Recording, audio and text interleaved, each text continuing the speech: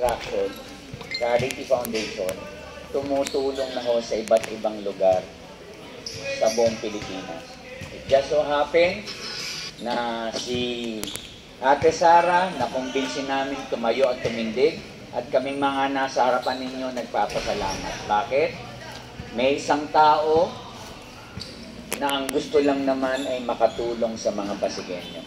Alam namin, ramdam namin ang bawat isang organisasyon o HOA, sabi nga may mga hinaing. Ang direksyon po ng Team Sara, simple lang. Hindi para manira, tugunan ang pangangailangan ng mga Pasigueño, maibaba ng sapat at tama yung pondo. So, dun yung direksyon ng Team Sara. At kung mapapansin nyo po, yung composition ng lineup namin, kami ho dati ay hindi magkakasama sa politika. Especially ho, si Atty. Ian Sia. Alam naman natin, noong 2022, kami nagkatunggali. Tama? Sa Vice Mayor. Pero, kami po ay nagkaisa, ang Team Sara binuo. Hindi ito laban namin, hindi laban ni Ate Sara, laban ng mga Pasigueño. Kaya inaasahan po namin na sa darating na mga panahon, especially parang hinahata ko ang araw March 28 will be the official campaign sa lokal. Sana makatulong po namin ang bawat BOA, ang bawat mga organisasyon dito sa Barangay Pinagbuhatan. Alam naman natin, ang Barangay Pinagbuhatan ang may pinakamalaking populasyon. Alam naman po natin yan. Halos lahat po ng mga HOA president, organization, napunta na po sa St. Gerard.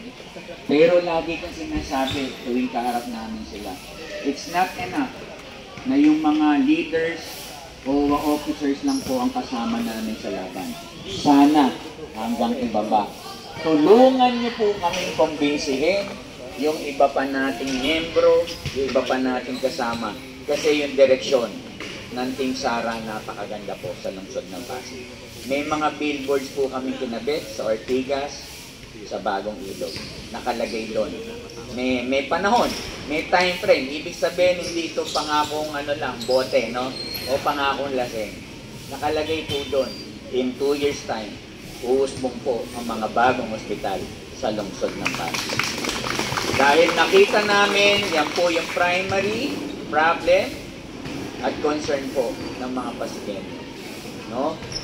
So, asahan nyo, pagtayo, bago itayo syempre si PCGH2. PCGH2, tawagin natin siyang PCGH2. Aayusin muna namin yung PCGH1. Of course, dapat ayusin yun. Kompleto yung gamot sa loob, hindi na bibili yung mga bantay ng pasyente sa labas. Even oxygen tank, hindi na magre-renta. Dapat meron. Plus, dapat yung MRI and CT scan 24/7 napapakinabangan sa mga Pasigueño. Dahil yan yung nakita ko.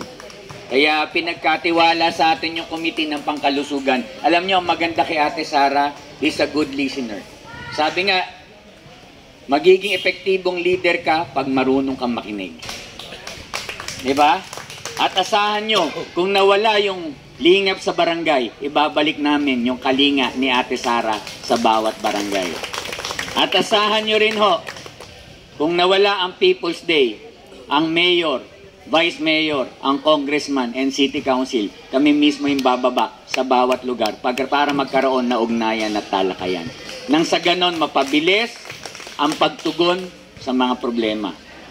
Alam nyo ho, ang inyong lingkod nakapaglingkod na po sa 2 mayor. 2 mayor na kami ni Consi Willie. Magkasama kami. No? Siguro ang advantage po ni Ate Sara, in spite na po siya ay hindi politiko, siya po ay isang negosyante, ang nakita kong advantage ni Ate Sara, yung totoong puso sa pagtulong sa mga Pasigueño. Yun ang lamang at yung pusong ina nandun. Kaya lamang kayo mga babae pag si Ate Sara ang ating magiging punong lungsod. Tama? Mas madaling kausap, mas madaling lapitan. At asahan nyo, kami ng City Council, marami ho kaming binubuo. Ngayon pa lang, pinaghahandaan namin yung mga dapat ibaba sa mga Pasigueño. Kaya muli po, Konsehal Junjun, magbabalik bilang konsehal. Sa darating na Mayo, tumatayo, tumitindig sa Team Kayadis sa pangunan ni Ate Sara, Vice Mayor Iyo, ang ating congressman, Congressman Ian Sia, na maghahati po sa lungsod ng Pasig. Siya yung mag-e-explain bakit dapat madagdagan ng congressman sa lungsod. Of course, yung Fantastic Five, nandyan ho. Yung Fantastic Five, 5 lang ho kami sa lineup, kaya tingin ko naman ang mga taga-pinagbuhatan, makakasama ho kami ni Konsehala Saibel dahil nandyan naman ang ating konsehala, di ba?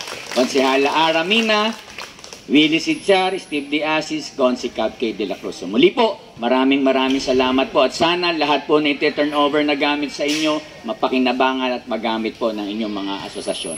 Mabuhay po tayong lahat! Tumatayo, tumitindi. Okay, so at this point po, acknowledge po natin at welcome natin ang pagdating ng mga kagawad ng Barangay Pinagbuhatan.